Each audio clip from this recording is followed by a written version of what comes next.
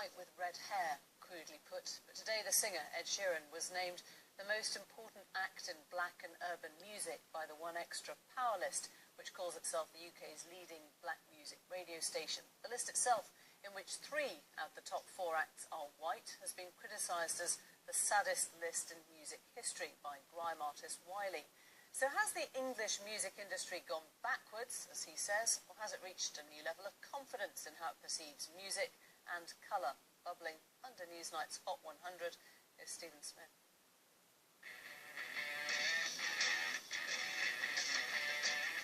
Let's see where your favourites came in the 1Xtra power list. At 5, drum and bass outfit Rudimental. It's banker's son Sam Smith at 4. Budding mogul Tiny Tempers at 3. At 2, it's Reigate raised siblings Disclosure. And top of the pile, flame-haired troubadour Ed Sheeran.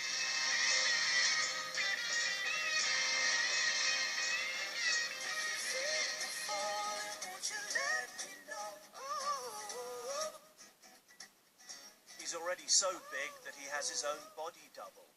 23-year-old Sheeran from Hebden Bridge in Yorkshire has written for One Direction and Taylor Swift, as well as selling lots of records and collaborating here with hitmaker Pharrell. They should know I bring vibes on a club night, keep the crowd hyped up for the party. But not everyone's satisfied that 1Xtra has come correct with its poll. Take the rapper Wiley. He's had this to say on social media. I've never been influenced by a white artist to make black music. Hashtag never. We've been bumped, basically. Not taking anything away from Ed. He's sick.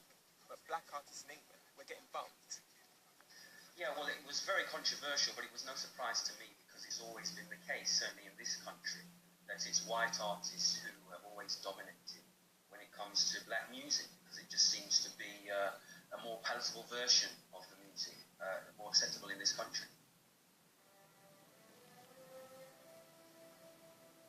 Let's refresh our memory about 1Xtra's Reithian mission statement. The remit of 1Xtra is to play the best in contemporary black music with a strong emphasis on live music and supporting new UK artists. I didn't understand how a radio station which was promoting black music, playing black music and urban music, had a list that didn't really resemble the people that largely create this music and culture. So it was a state of confusion. That's not to say that anybody on that list didn't deserve to be there because of their talent, but we have to think about how we title the list and what we're actually trying to promote. 1Xtra breakfast. 1Xtra presenter Twin B helped to compile the station's power list. One thing 1Xtra isn't about is race, to be honest. It's very much about supporting music that fits what we do. The DJs have a big part in what gets played on air and stuff.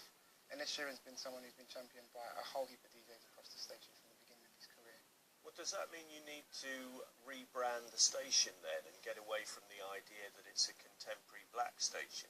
No, not really. I think more people need to listen to it, to be honest, to understand what we do and understand the landscape of music as well. There is an actual award for you here. It says 1Xtra Power List 2014, #1, Ed Sheeran.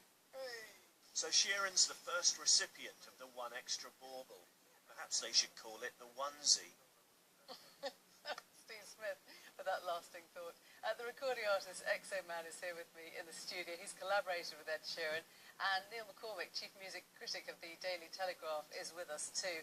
And chaps, this is not about talent. We're not questioning talent, but when you hear the grime artist Wiley say this is the saddest list in music history because it's all the wrong way round, do you hear what he's getting at? I can hear it, but I believe a lot of it's been changed and interpreted wrongly. As far as I'm concerned, the list is a power list. And we have to look at what they said. They never said a black list, they never said an urban list, they said a power list. And from my experience, Ed was championed by 1Xtra first. He is influenced by black music. Even himself wouldn't say he's influenced to it, but he is influenced by it, which is as well as every other music. But are you happy with him being the #1 on the list of most important act in black and urban music? I mean, that sounds crazy, doesn't it? It's beyond colour, man. This is art. Right. This is art, and you can't segregate it like that. he's the one person that I know that can work with Taylor Swift to Rick Ross to myself. They're totally different genres of music, and Taylor Swift's white, Rick Ross is black, but it's beyond that. So actually, Neil, there's something in that we've transcended a discussion of what colour music is, and just gone with who. You would think that by now we would have got past the idea that something is black music and something is white music. I think it's a really unfortunate list because One Extra brands itself as a black and urban music station. And urban is just another euphemism for black. Is it? I mean, will it ever mean anything other? Well, the question is, where is music now? In fact, music is without colour, really.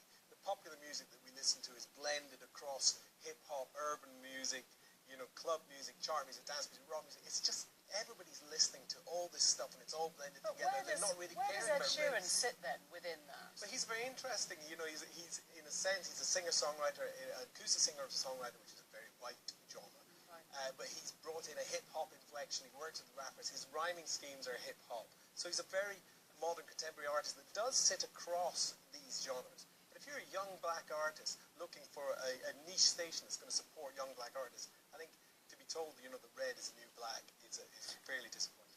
Is it about class, this? Because when you look at the other people on the list, like Disclosure and Sam Smith, and they will say, oh, the son of a banker. Is it not about colour, but about... Not at all. As far as I'm concerned, it's about music. If we're talking Disclosure, house music, that was created by a black guy. That's got nothing to do with whether it's a white guy creating it. As long as you pay homage to where it came from and appreciate the music, I'm happy with polka dot people with stripes there, to be honest.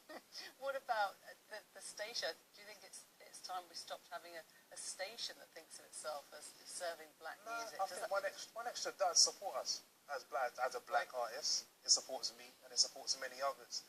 And Ed Sheeran did come from that whole his collaborations EP and people that he's worked with. It's only now that we've seen his further stuff that's taken him further along acoustic black artists stuff.